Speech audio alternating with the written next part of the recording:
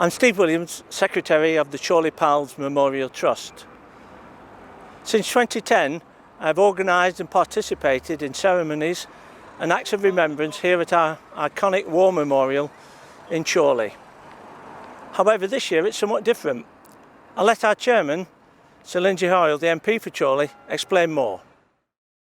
Here we are when we look to Remembrance Sunday, and no more so than the Chorley Pals Memorial, who played their part on Remembrance Sunday as well. It was unveiled on February 2010. We commemorate the 221 original members of the unit who joined up in 1914-1915 to serve in the First World War. We lay that wreath each year. We've done this since 2010. 1st of July is the anniversary of the Battle of the Somme. In 1916, that battle took part. And of course, on Remembrance Sunday, we always commemorate those who lost their lives in the Great War. This year will be the first without the formal act of remembrance at the memorial. And as I say, on the 1st of July 2020, a wreath was simply placed by one of our trustees. One man on that memorial is Private Joseph Sharples, whose connections to the village of Clayton Woods and to Brindle.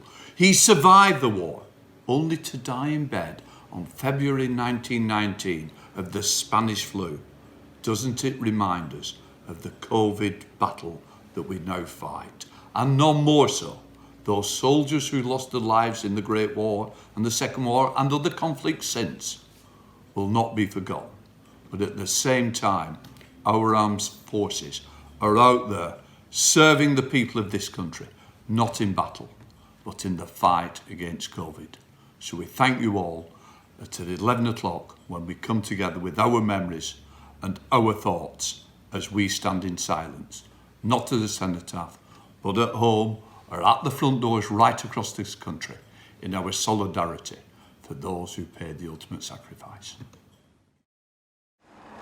Thank you, Lindsay. As he mentioned, this is Private Joseph Sharples, who's remembered on the war memorial behind me. He came back to Chorley after the war with a hope for a brighter future. This year has been different, but I hope and pray that we can return to some form of normality next year.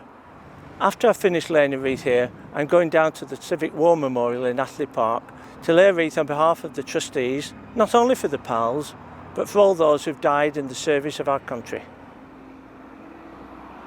They shall grow not old, as we that are left grow old. Age shall not weary them, nor the years condemn. At the going down of the sun and in the morning, we will remember them.